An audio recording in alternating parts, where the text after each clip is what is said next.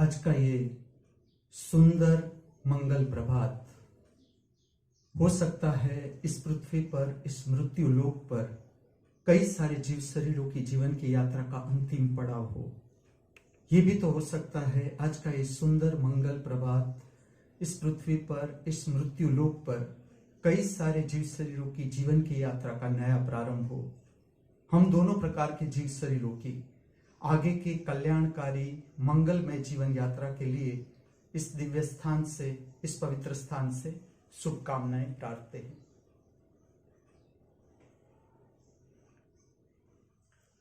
The school of health and nutrition, Divya Shri महामृत्यु महाअमृत विश्वविद्यालय, नटराजपुरम, खेड़ ब्रह्मा, गुजरात, जिसका उद्देश्य है मनुष्य की शारीरिक एवं मानसिक स्वास्थ्य की समझ किस तरह से बढ़े। अभी जो कोरोना का वातावरण है, तो आज जो मैं बात करने जा रहा हूं वो है immunity power, how to increase immunity power against the corona. Corona की स्थिति इस पृथ्वी पर इस तरह से है कि कभी भी जो ये हावी हो सकता है हमारे ऊपर, उसका आक्रमण बढ़ सकता है, ऐसी संभावनाएं हैं। जिस तरह से ठंडक बढ़ती जाएगी, ठंडक और अंधेरा, सूर्य प्रकाश की गैरहाजिरी, ये उसकी डेवलपमेंट के लिए, उसके रिप्रोडक्शन के लिए हमारे फेफड़े में उसकी गति को ये बढ़ाती है। ये दोनों सिचुएशन, ठंडक का बढ़ना और सूर्य प्रकाश की गैरहाजिरी, जैसे कि रात या सूर्य आता ही नहीं, जो प्रदेश में, जो देश में भारत है, उसमें हमें जो देखना है,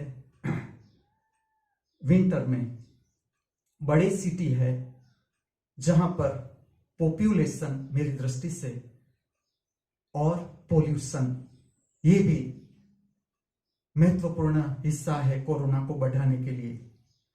जिस तरह से ठंडक बढ़ती है, जो ठंडी ऋतु में ठंडक का प्रमाण बढ़ता है, टेम्परेचर डाउन होता है, बड़े सिटी में क्या होता है, सुबह में पोल्यूशन जो होता है व्हीकल के कारण, इसके कारण एक फोग, धुम्मस सा छा जाता है, तो हमारे फेफड़े पर स्ट्रेन आता है। हमारे फेफड़े का जो काम है वो है ऑक्सीजन लेना और कार्बन डाइऑक्साइड, अंगार वायु को बाहर छोड़ देना। अब बड़े सिटी में क्या होता है, जहां पर पोल्यूशन ज्यादा है, वहां अगर हम सांस ले तो भी ऑक्सीजन कम जाता है, कार्बन डाइऑक्साइड ही अंदर जाता है, तो शरीर को कार्बन डाइऑक्साइड बाहर फेंकने में तकलीफ पड़ती है, क्योंकि उसे ऑक्सीजन चाहिए।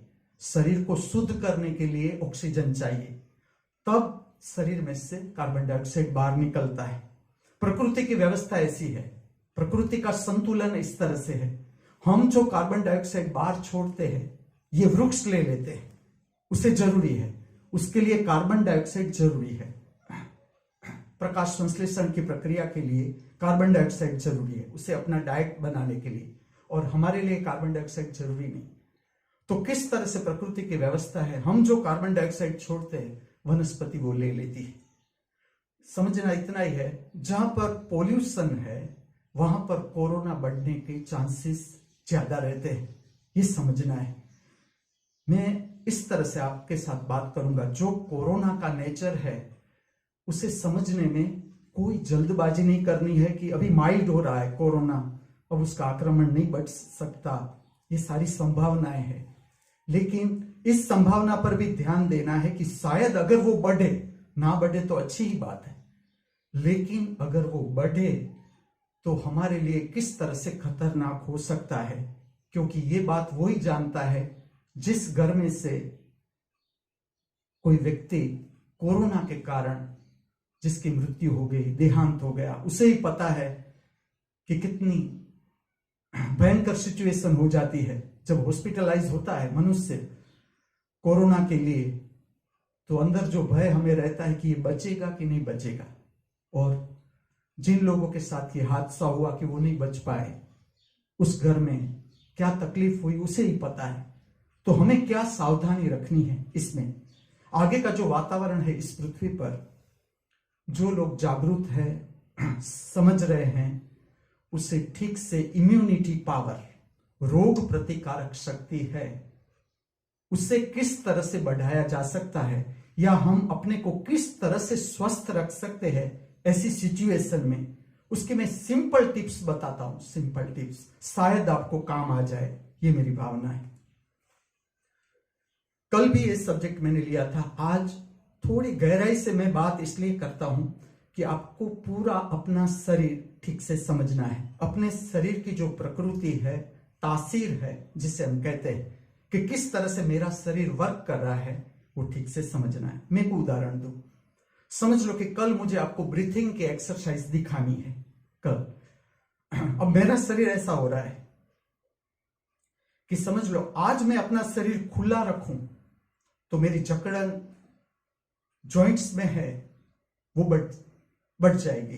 तो मैं कल आपको प्राणायाम की प्रक्रिया के लिए, अगर मुझे शरीर खुला करना है, मुझे चेस्ट खुली रखनी है अपनी, तो मैं नहीं बता पाऊंगा, क्योंकि जो जकड़न है मुझे मेरा बॉडी जानना है और वही शेयर कर रहा हूं तुमसे कि मेरे शरीर पर क्या असर होगा। अगर मुझे कल शरीर मुझे खोलना है, ठंडक है, तो आज मुझे शरीर को प्रोटेक्ट कर देना पड़ेगा। और कल अगर मैं तुम्हें बताऊं ब्रीथिंग के एक्सरसाइज, दूसरे दिन मैं तुम्हें बताऊं, फिर से मुझे मेरे शरीर को प्रोटेक्ट कर देना पड़ेगा। खुला नहीं रख पाऊंगा मैं अपना शरीर। ये इसलिए मैं तुम्हें कहता हूं कि सबको अपने शरीर की प्रकृति समझनी है, जिसके लिए मैं बताता हूं कि सुबह में जब आप जागो, 1 मिनट के लिए भी आप रीढ़ सीधी करके शांत बैठो, आंखें बंद कर दो और अपने शरीर की संवेदना को देखने का प्रयत्न करो कि कहीं कोई गड़बड़ी तो नहीं हो रही है बॉडी में, कोई बीमारी बढ़ तो नहीं रही है अंदर। क्योंकि जैसे हमारे शरीर में कुछ भी बीमारी बढ़ती है, शरीर का वातावरण चेंज हो जाता है। किस तरह से? जैसे समझ लो काले घने बादल छाते हैं बाहर, तो हमें पता चलता है कि ना आज बारिश होने की संभावना है। जिस तरह से बादल छा रहे हैं, ठंडा पवन आ रहा है, बारिश हो सकती है। इसी तरह से हम हमारे भीतर का जगत जाने तो संवेदना अगर हम पकड़ना सीखे तो बहुत सी तकलीफ में से हम अपने शरीर को बचा सकते हैं। तो अगर हमें सुबह में लगे कि नहीं कुछ हेडेक सा हो रहा है, आज ठीक नहीं लग रहा है, हेडेक लग रहा है, गले में कुछ तकलीफ लग रही है, या शरीर की संवेदनाएं ऐसी लग रही है जैसे बुखार आ रहा है, ऐसी लग रही है, तो ये सारी संवेदनाओं को समझना है। या ऐसा लगता है आज हेल्दी फील हो रहा है, कोई भी तकलीफ नहीं है, तो शरीर की संवेदनाओं से परिचित होना है। मैं इस तरह से इम्यूनिटी पावर आपको समझा रहा हूं। एक तरफ दिनचर्या, तो दिनचर्या भी क्लियर होती जाए आपको। जैसे कि सुबह में आप जागे, कल भी मैंने बात की थी, फिर से आपको याद दिलाता हूं, थूक भीतर निकालना जितनी क्षमता है, जब स्मरण आए, सुबह आप जागो तब से लेकर रात को सो, जहां पर भी आपको स्मरण आए, थूक को भीतर निकालना है। जिससे ऐसी शुष्कता है, ऐसे लोगों से भी मैं मिलता रहता हूं, वो कहते थूक नहीं जाती हमारे अंदर, उससे 1 कप या आधा ग्लास पानी जब भी स्मरण आए पानी ले लेना है। इससे भी गले का स्वास्थ्य भी ठीक रहता है। पेट संबंधी जितनी भी तकलीफ है, gas, acidity, indigestion, diarrhoea, dysentery, ऐसी कोई भी तकलीफ जिसे हम पेट की अराजकता कहें, वो ठीक होती है। समझे? इम्यूनिटी पावर जो है उसमें पेट का स्वास्थ्य है और रीढ़ का स्वास्थ्य है। ये बहुत महत्वपूर्ण बात दोनों, कि जिस तरह से हम अपने पेट को स्वस्थ रख सकते हैं उसका कारण है। पेट अगर आपका ठीक से स्वस्थ रहने लगा तो फेफड़े पर या हार्ट पर उतना जो ग्रेडियंट्स है, न्यूट्रिशन के ग्रेडियंट्स है, ज्यादा भी हम खा गए हैं तो उसका वजन कम आता है, उस पर फोर्स कम आता है। जितना हमारा आंत या डाइजेस्टिव सिस्टम हमारी जितनी स्ट्रॉन्ग, जितना डाइजेशन ठीक आपके शरीर में, उसका कारण है जितना डाइजेशन ठीक, इतने वात, वायु, पित्त, एसिडिक प्रवाही और कफ, सेमी सॉलिड पदार्थ जो शरीर में रहना नहीं चाहिए, ये पूरे के पूरे या तो शरीर जरूरत से ज्यादा है शरीर के लिए निष्कासित हो जाना चाहिए, बाहर निकल जाना चाहिए, या पूरा डाइजेस्ट होना चाहिए, ये रहना चाहिए नहीं।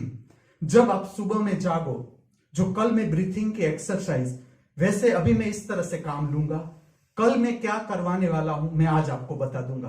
तो जिसे जरूरत है कि कल मुझे ये सेशन देखना है वो भी देख सके, जिसे पता है कि ना मुझे ये पता है तो उसका समय न बिगड़े। कल जो मैं आपके साथ बात करूंगा वो हमिंग और ओमकार की प्रक्रिया, हमिंग और ओमकार की प्रक्रिया में आपको दिखा रहा हूं। ब्रीथिंग की कुछ ऐसी प्रक्रियाएं जो जिससे फेफड़े के मसल्स मजबूत होते हैं या फेफड़े की ऑक्सीजन ग्रहण करने की क्षमता बढ़ती है, कार्बन डाइऑक्साइड बाहर फेंकने की क्षमता बढ़ती है, और कफ अगर सरफेस पर है तो किस तरह से ब्रीथिंग एक्सरसाइज से उसे कम किया जा सकता है, वो सेशन में ले रहा हूं कल आपके समक्ष। आज जो मैं आपके साथ बात कर रहा हूं, इम्यूनिटी पावर किस तरह से बढ़ाया जा सकता है।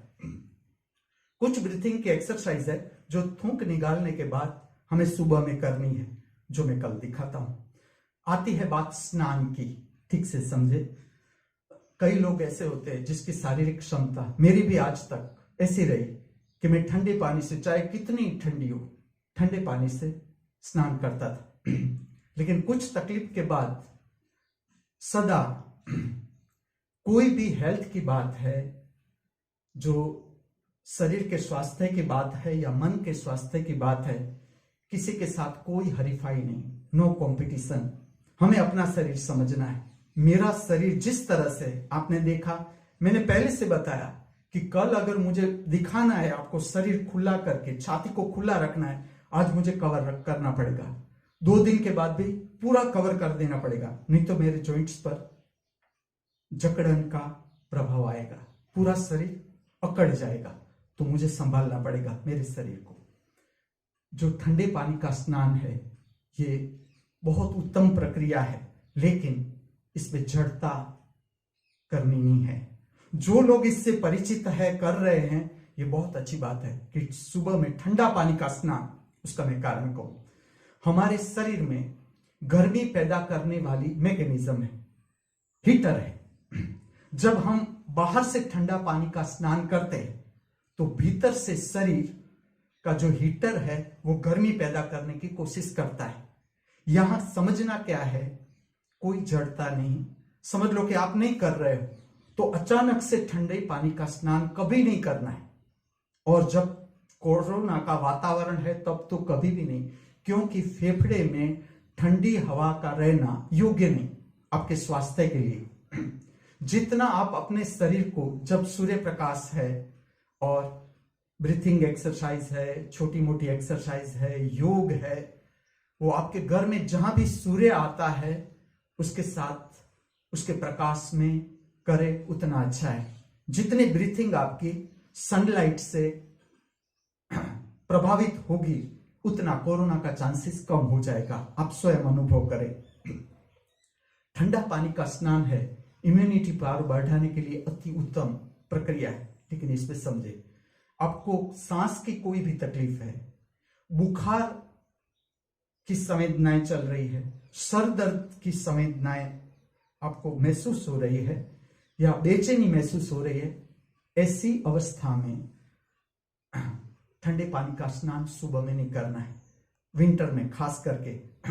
लेकिन जिसकी एबिलिटी है, पहले से करते आए हैं, उसके लिए देखना मात्र इतना है कि जब आप ठंडे पानी का स्नान कर लो उसके बाद गर्म कपड़ों से शरीर को पूरा कवर कर देना है। यहां तक कि ऊपर भी ठंडे पानी का स्नान इस तरह से होता है कि पूरा सर से लेकर पांव के अंगूठे से लेकर मस्तिष्क तक ऊपर से ही पानी डालते हैं ठंडा। तो इसके कारण प्रक्रिया ऐसी है कि इसके कारण भीतर की जो गर्मी बढ़ाने वाले सेंटर है वो प्रभावित होते हैं, और इम्यूनिटी पावर और बॉडी का टेम्परेचर, इसको संबंध है। शरीर का जो टेम्परेचर है अगर व्यवस्थित मेंटेन किया जाए, आप उस पर ध्यान दो और व्यवस्थित मेंटेन करो, आप कभी भी शारीरिक तकलीफ में नहीं आ सकते। या आपको पता चलता है कि मेरा शरीर शारीरिक तकलीफ में आ जाएगा, तो टेम्परेचर है बॉडी का, इस पर अगर आप ध्यान देने शुरू करो या समझना शुरू करो तो बॉडी का टेम्परेचर अगर आप व्यवस्थित मेंटेन कर सको तो कभी आप शारीरिक तकलीफ आपके शरीर में बढ़ नहीं सकती। बेसिक शारीरिक तकलीफ जिसे मैं कहता हूं, जैसे कि सर दर्द है, खांसी है, जुकाम है, इसके कारण बुखार है या पेट की तकलीफ है, ठीक से बॉडी का टेम्परेचर मेंटेन किया जाए तो ये सारी एबनॉर्मलिटी है, हैरान करने वाली, इसमें से आप अपने को ऊपर उठा सकते हो। लेकिन प्रिकॉशन बताता हूं, ठंडे पानी का स्नान किया कि तुरंत बॉडी को गर्म कपड़ों से कवर कर लो, खुला नहीं रहना चाहिए।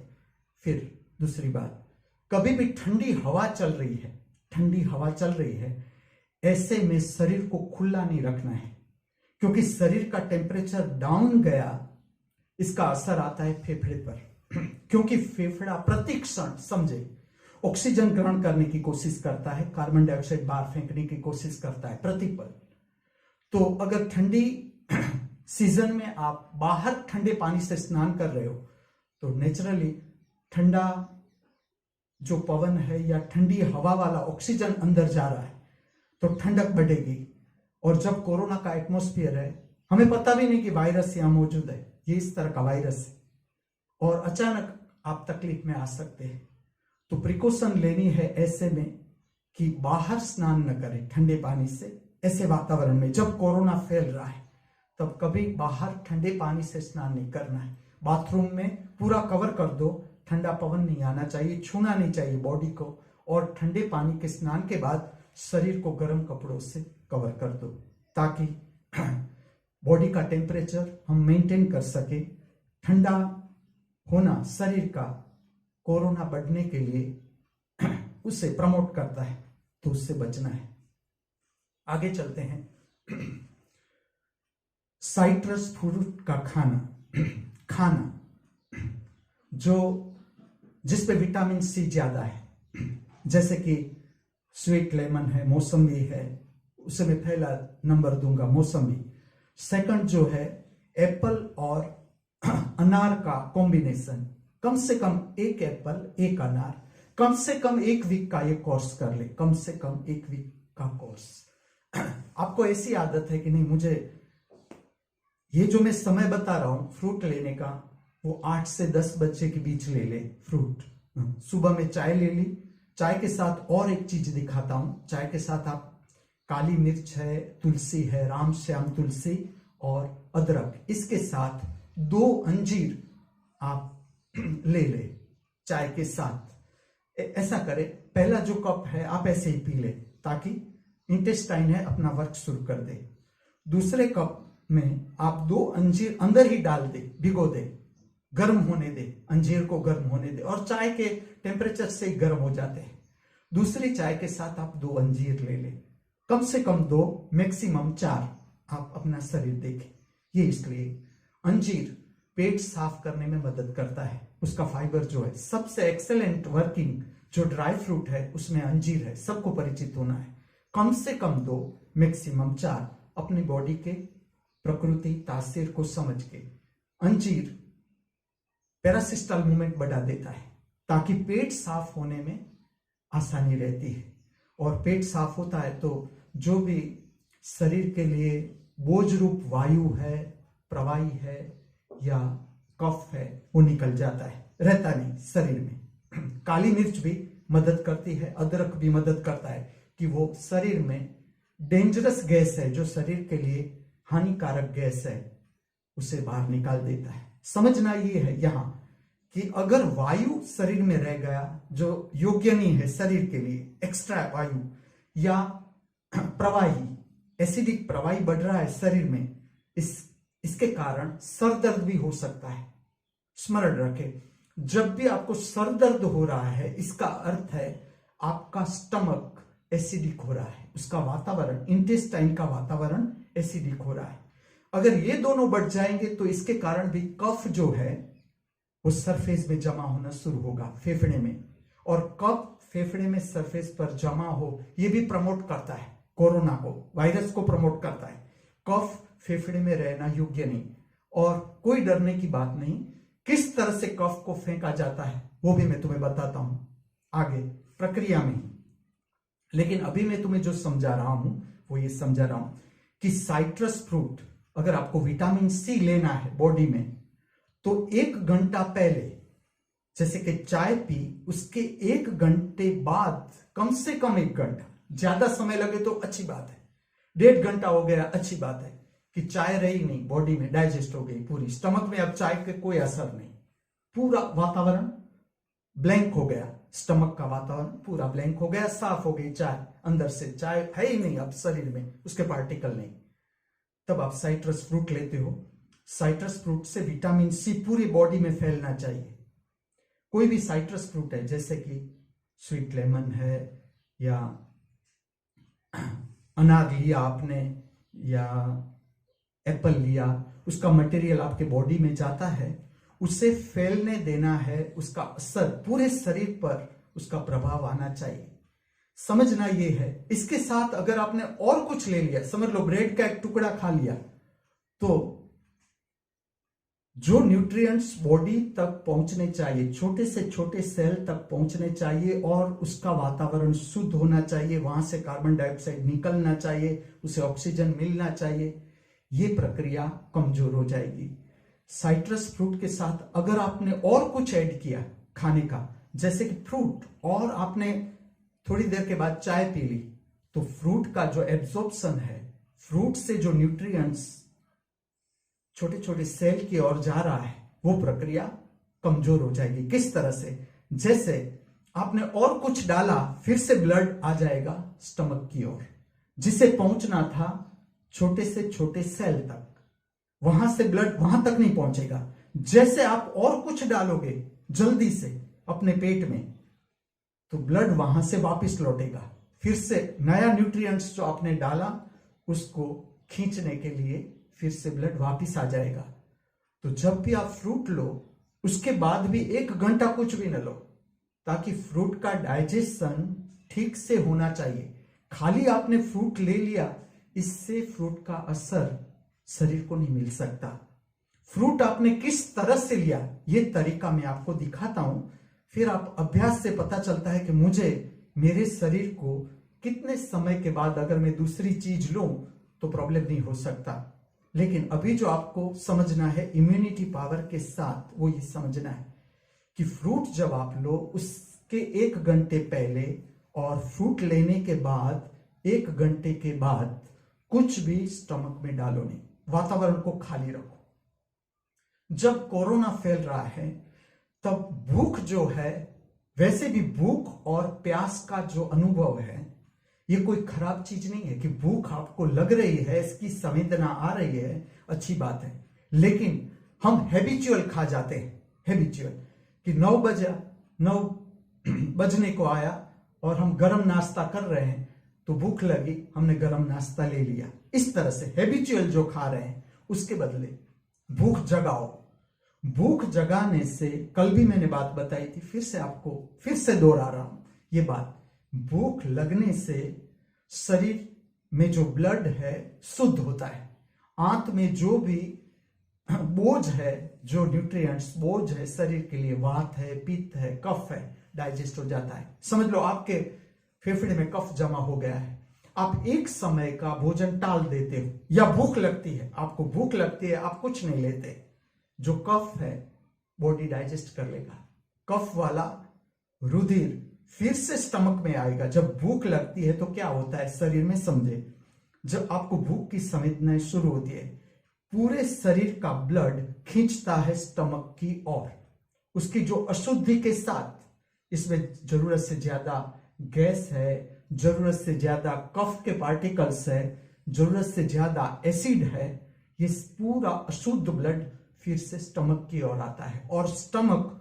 उसे, बॉडी का ऐसा मैकेनिज्म है कि उसे फिर से पचाना शुरू करती है। इसमें अगर बॉडी में वायरस है, बैक्टीरिया है, तो ऐसी सारी चीजें शरीर खा जाता है। ऐसा मैकेनिज्म है बॉडी का, जिससे आपको परिचित होना है। तो समझना इतना ही है कि भूख का लगना बहुत अच्छी बात है, अच्छी निशानी है, और एक समय का जो आपका भोजन है या आपका ब्रेकफास्ट है, गर्म ब्रेकफास्ट पर ही ध्यान दो। जब कोरोना है ठंडी चीजें मत लो, सिवाय कि फ्रूट। सुबह में फ्रूट को कोरोना के समय में शाम को नहीं लेना है, क्योंकि ये ठंडक बढ़ाता है, फेफड़े की ठंडक बढ़ाता है। और मैं तुम्हें कहता हूं, रात का अंधेरा और ठंडक, ये दोनों कोरोना वायरस को बढ़ने के लिए प्रमोट करता है। ये दोनों सिचुएशन, इससे आपको परिचित होना है। फ्रूट लेना है तो 8 से 10 का आइडियल टाइम।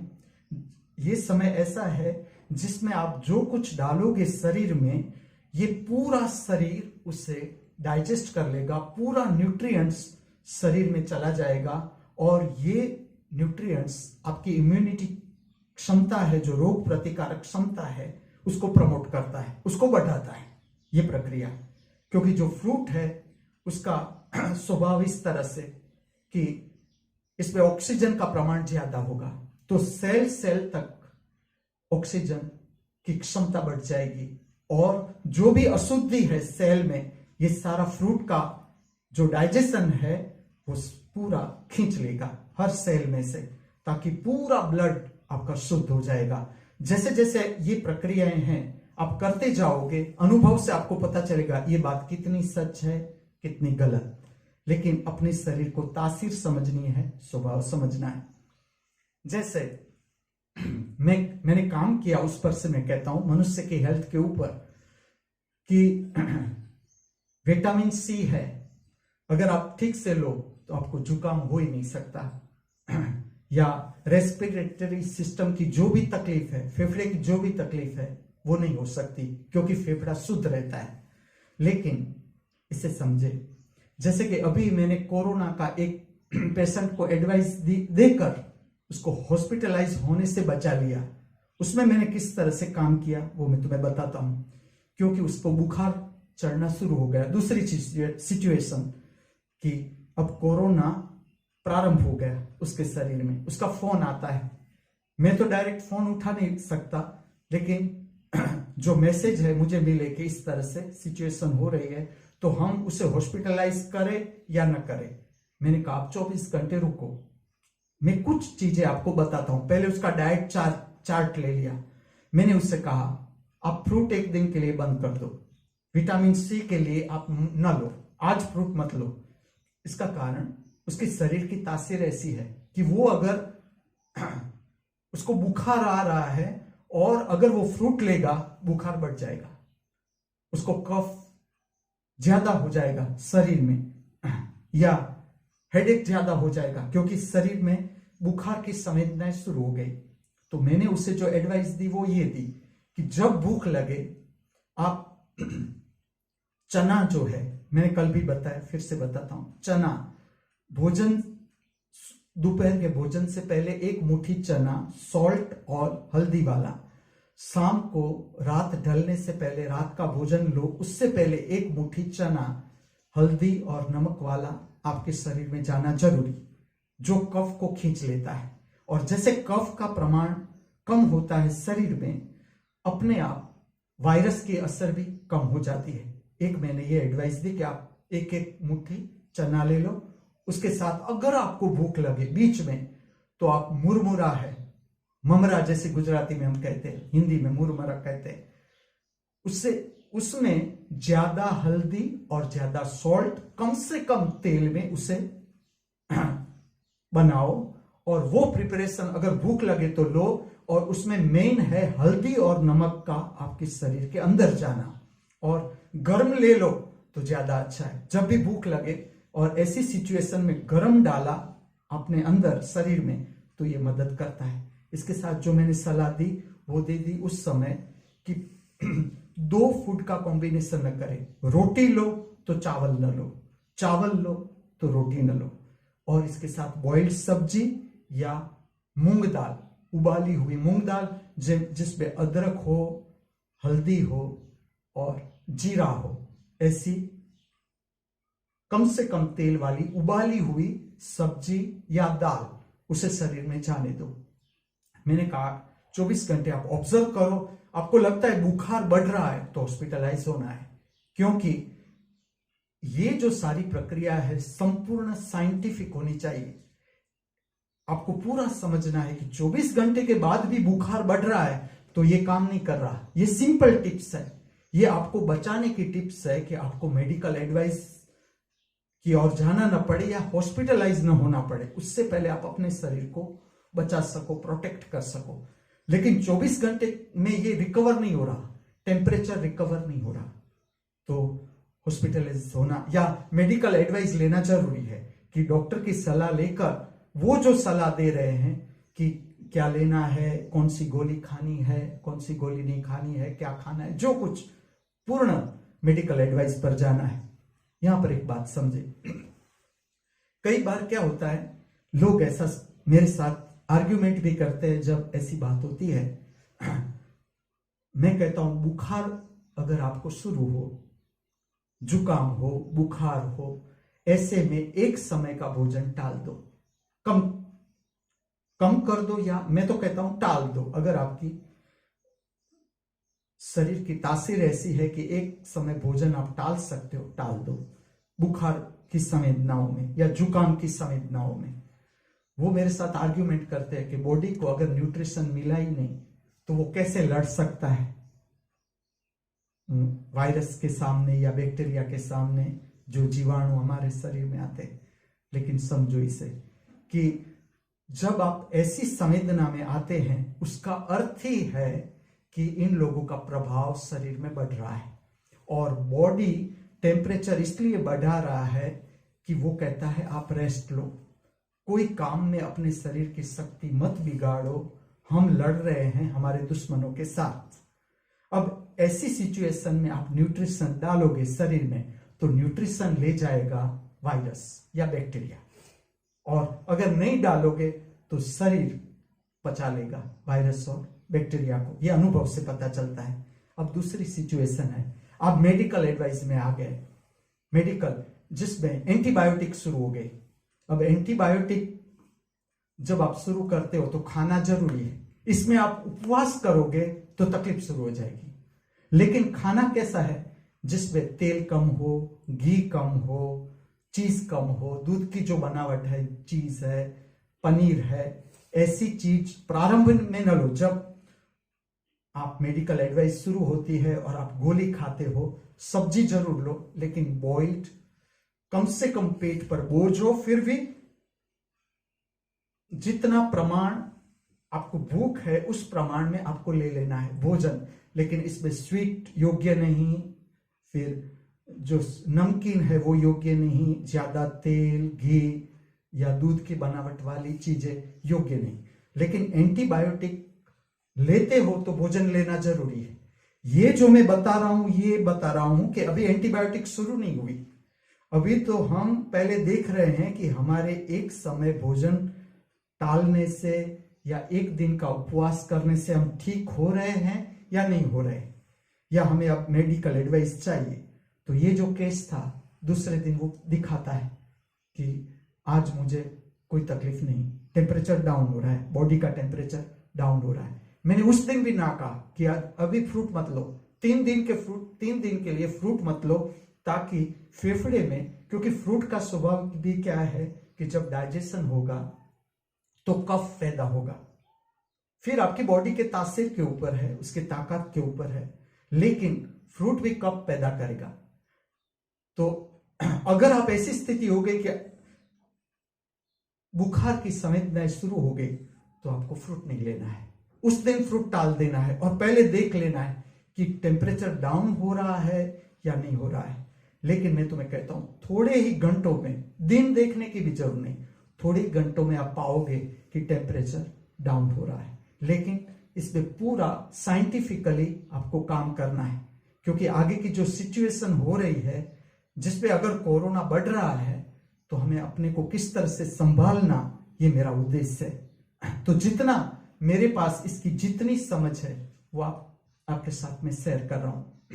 तो भोजन को इस तरह से लेना है ताकि पूरा भोजन शरीर में जब तक डाइजेस्ट न हो, आपको दूसरा भोजन शरीर में डालना नहीं है, ताकि वात, पित्त और कफ, इसका कोई भी एडवर्स इफेक्ट, जिसे हम कहें कि हानिकारक असर, शरीर पर आना नहीं चाहिए।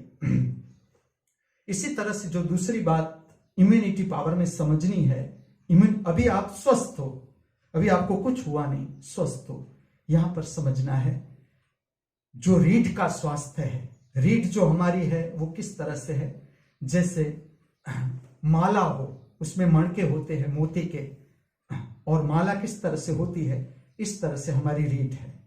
रीढ़ का स्वास्थ्य कब ठीक रहता है कि दो मणके के बीच योग्य अंतर, जैसे हमारी उम्र बढ़ती है, अगर आप एक्सरसाइज ठीक से नहीं करोगे, दो मणके के बीच कैल्सिफिकेशन होना शुरू हो जाता है, दो मणके एक दूसरे के साथ अकड़ जाते हैं, चिपक जाते हैं, उसकी जो स्पेस होती है वो, उसका अवकाश बंद हो जाता है, दोनों मणके चिपक जाते हैं, उसका अंतर कम हो जाता है, दोनों मणकों के बीच बहुत असरकारक प्रवाही है, जिस स्वास्थ्य और पेट के स्वास्थ्य के साथ है। अब जो रीढ़ का स्वास्थ्य है उसमें जो फिजिकल एक्सरसाइज है सिंपलेस्ट, वो है बार की एक्सरसाइज, लटकना। तो घर में एक व्यवस्था ऐसी होनी चाहिए मेरी दृष्टि से कि घर में जितने भी मेंबर है, इवन 60 साल की उम्र का कोई व्यक्ति है, वो भी अपना हाथ ऊपर करे तो उसके हाथ में बाहर आना चाहिए। छोटे बच्चे हैं वो भी लटकने चाहिए अपने बचपन से, ताकि उसकी रीढ़ का स्वास्थ्य ठीक रहे। तो ऐसे बाहर आते हैं जो हम डोर पर भी लगा सकते हैं, अवेलेबल है, तो जिसमें आप लटको, 5 प्रकार का लटकन आपको समझना है। एक, दोनों हाथ इस तरह से रखो और बार पर लटको, लटकने दो बॉडी को, सर को ऊपर ले लो और पैर को पीछे से ऊपर ले लो, शरीर को खींचने का प्रयत्न करो जितनी क्षमता हो, जिसे हम पुल अप्स कहते हैं। न हो पूरा तो भी कोई जरूरी नहीं, आप खाली लटको, क्षमता के अनुसार लटको, ताकि मणकों के बीच अंतर होना शुरू हो जाएगा, उसके बीच स्पेस बढ़नी शुरू हो जाएगी। 5 प्रकार का लटकन। एक में 2 हाथ ऐसे रखो, दूसरे में 2 हाथ रिवर्स, थर्ड 1 हाथ रिवर्स 1 हाथ आगे, फोर्थ इससे उल्टा, फिफ्थ दोनों बार पर इस तरह से हाथ की पोजीशन बनाकर शरीर को लटकने दो। इससे मणकों के बीच का अंतर बढ़ जाएगा, जो असरकारक है, इम्यूनिटी पावर बढ़ाने में आपका रीढ़ का स्वास्थ्य बहुत महत्वपूर्ण है। तो ये 5 प्रकार की सिंपल एक्सरसाइज जो मणकों के बीच का अंतर बढ़ा देती है, उसके बीच ऑक्सीजन का प्रमाण बढ़ जाता है, और इसके कारण जो इम्यूनिटी पावर की सिस्टम है, हमारी जो रोग प्रतिकारक शक्ति है शरीर की, उसको बढ़ाने में ये एक्सरसाइज मदद रूप होती है। लेकिन कब? जब आपको कोई भी प्रकार की बुखार की संवेदना नहीं है, हेडेक नहीं है, दूसरी पोजीशन नहीं है कि आप बुखार की संवेदनाएं शुरू हो गई, इससे पहले की पोजीशन की बात करता हूं, जब आपका स्वास्थ्य अच्छा है, तब से ये एक्सरसाइज करना, समझना शुरू करो और देखो कि आपका इम्यूनिटी पावर बढ़ता है कि नहीं। तो आज मैं इतना आपके साथ बात करता हूं। कल जो मैं आपको दिखा रहा हूं वो सांस उच्छ्वास की प्रक्रिया है, जिसमें बहुत सिंपल हमिंग ओमकार, खाली हमिंग ओमकार का विज्ञान ठीक से आपको समझना है, और फिर आप अपनी ओर से इसे समझकर अपने फेफड़ों को भी शुद्ध कर सकते हैं, और अपनी रीढ़, क्योंकि रीढ़ में भी जब आप प्राणायाम करते हो, ब्रीथिंग एक्सरसाइज करते हो, उसका प्रभाव हमारी रीढ़ पर भी आता है। ऐसा समझो प्राणायाम का असर पूरे शरीर पर आता है, पांव के अंगूठे से लेकर मस्तिष्क तक। तो उसकी मैं चर्चा कल से शुरू कर रहा हूं, जिसमें कल मैं ले रहा हूं केवल हमिंग ओमकार, ताकि हमिंग ओमकार, जिसे हम कहते हैं भ्रामरी और ओमकार, ये दोनों का असर किस तरह से आता है, उसका प्रैक्टिकल उपयोग हमारे शरीर पर किस तरह से होता है, किस तरह से करना है, कब करना है, और ये कोरोना में किस तरह से हमें मदद रूप हो सकता है, इसकी बात मैं कर रहा हूं कल। शांति मंत्र से आज की दिव्य वाणी समाप्त करता हूं। शांति मंत्र मेरे साथ।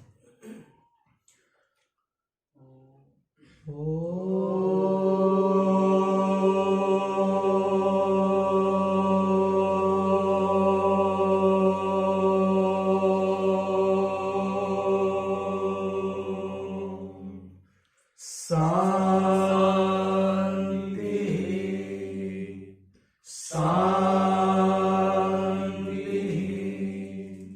शांति। शांति मंत्र का अर्थघटन केवल श्रवण करें। हमारे नाभि केंद्र मणिपुर चक्र की सारी विकसित एवं अशुद्ध संवेदनाएं शुद्ध हो, शांत हो। हमारे काम केंद्र मूलाधार चक्र की सारी विकसित एवं अशुद्ध संवेदनाएं शुद्ध हो, शांत हो। हमारे हृदय चक्र भाव शरीर की सारी विकसित एवं अशुद्ध संवेदनाएं शुद्ध हो, शांत हो। हम सब सदा हमारे भीतर परम मौन का, परम शांति का अनुभव करते रहे। हम सब सदा हमारे बाहर परम शांति का अनुभव करते रहे। हम सब सदा सर्वत्र परम शांति का अनुभव करते रहे।